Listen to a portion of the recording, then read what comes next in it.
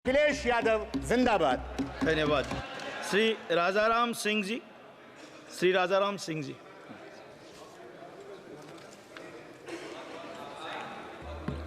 सभापति महोदय, मैं इस सरकार के बजट के खिलाफ में बोलने के लिए खड़ा हुआ, इसलिए कि ये बजट किसान विरोधी, छात्र युवा विरोधी, गरीब विरोधी बजट है।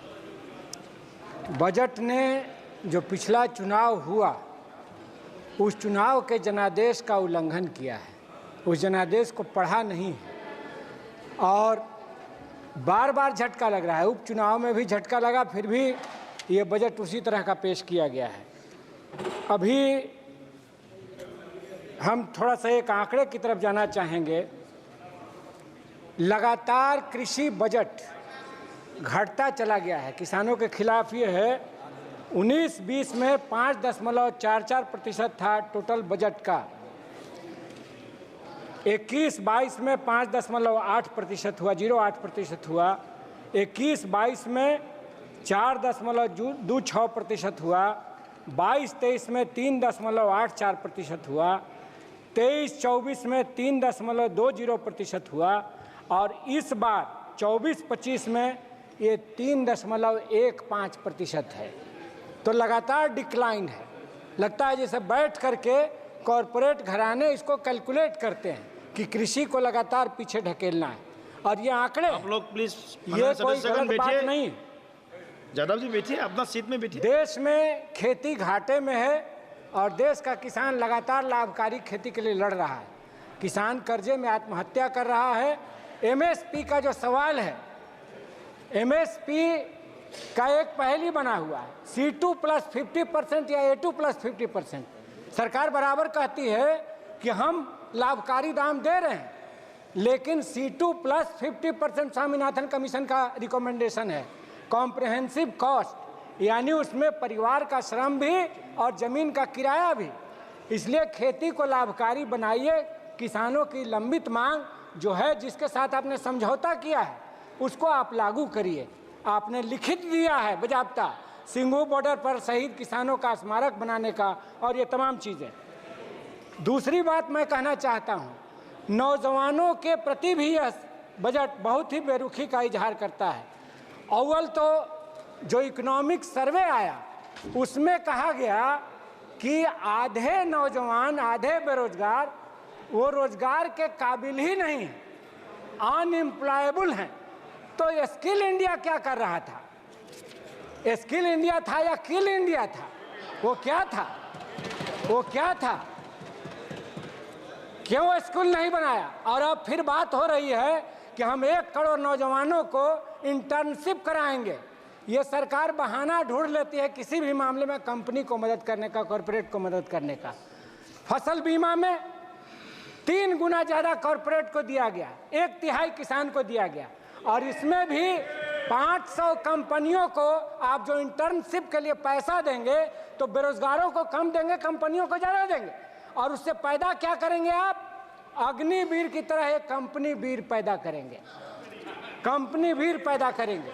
और फिर ये जो 1 करोड़ नौजवान कुछ दिन इंटर्नशिप लेकर के लौटेंगे देहात में, वे कैसे जिएंगे? आप कम वेतन पर इंटर्नशिप के जरिए आप कंपनियों की सेवा उनसे करवाना चाहते हैं। हम आपसे कहना चाहते हैं कि जो टैक्स जो आपने तय किया है, इसलिए मैं कह रहा हूं कि कॉरपोरेट की सरकार है, गरीबों के खिलाफ सरकार है। टैक्स में आप जो 60% आम आदमी है उससे आपने 60% टैक्स तय किया है, और जो रिच हैं, सुपर रिच हैं, उनसे आप मुश्किल से 2% टैक्स लेते हैं। तो कैसे स्वास्थ्य और शिक्षा पर खर्च होगा? कैसे OPS लागू होगा, ओल्ड पेंशन स्कीम? कैसे विकलांगों को, गरीबों को 3000 प्रति महीना मिलेगा सामाजिक सुरक्षा पेंशन? आप सुपर रिच को लगातार छूट दे रहे हैं। और हम आपसे कहना चाहते हैं कि अपने क्षेत्र की कुछ मांग रखना चाहते हैं। बिहार के विशेष पैकेज पर चर्चा जो चल रही है लगातार, इस सरकार ने विशेष पैकेज नहीं दिया। मैं उस समय बिहार विधानसभा में था जब झारखंड के साथ बंटवारा हुआ था। बिहार 450 करोड़ के डेफिसिट में था और झारखंड 2700 करोड़ के बेनिफिट में था। इसीलिए विशेष राज्य दर्जे की मांग उठी थी। उस समय Advani ji deputy prime minister थे और बिहार से सर्वदलीय शिष्टमंडल आया था मिलने, भाजपा अपोजिशन में थी और उस समय ये मांग उठी थी। आज इस सरकार ने विशेष राज्य का दर्जा नहीं दिया। और जो 3 सवाल थे, महोदय 1 मिनट, ये बहुत क्रूशियल क्वेश्चन है इसलिए 1 मिनट समय दिया जाए।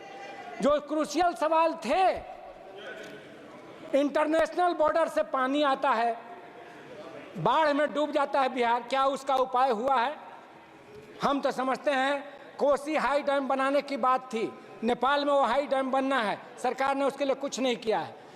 दक्षिणी बिहार में जो बिहार के सिंचाई की कृषि अर्थव्यवस्था की रीढ़ थी, सोन कैनाल सिस्टम जो अंग्रेजी राज में बनी थी 1874 में, उस पर इंद्रपुरी जलाशय बनाने की मांग है, वो आज तक सरकार ने कोई पहल नहीं किया है। तो सिंचाई का व्यवस्था भी खत्म और बाढ़ नियंत्रण का भी मामला खत्म और गरीबी मिटाने का सवाल भी खत्म। बिहार में जातीय जनगणना हुई, राष्ट्रीय स्तर पर हमने उसको कराने की मांग की है।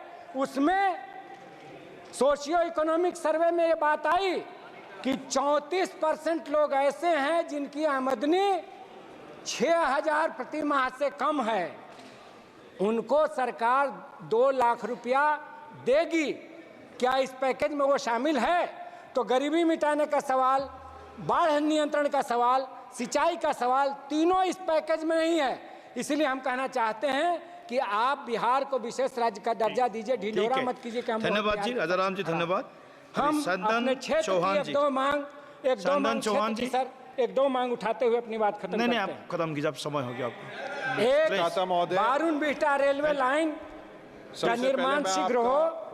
आप बाद में लिखित रूप डालमिया में देंगे। नगर आप शुरू में मैं धन्यवाद करता हूं कि आपने बजट 2024-25 की इस चर्चा पे बोलने का मौका दिया। मैं सर्वप्रथम देश की देवतुल्य जनता का आभार व्यक्त करता हूं कि उन्होंने तीसरी बार सबसे बड़ा मतदान रूपी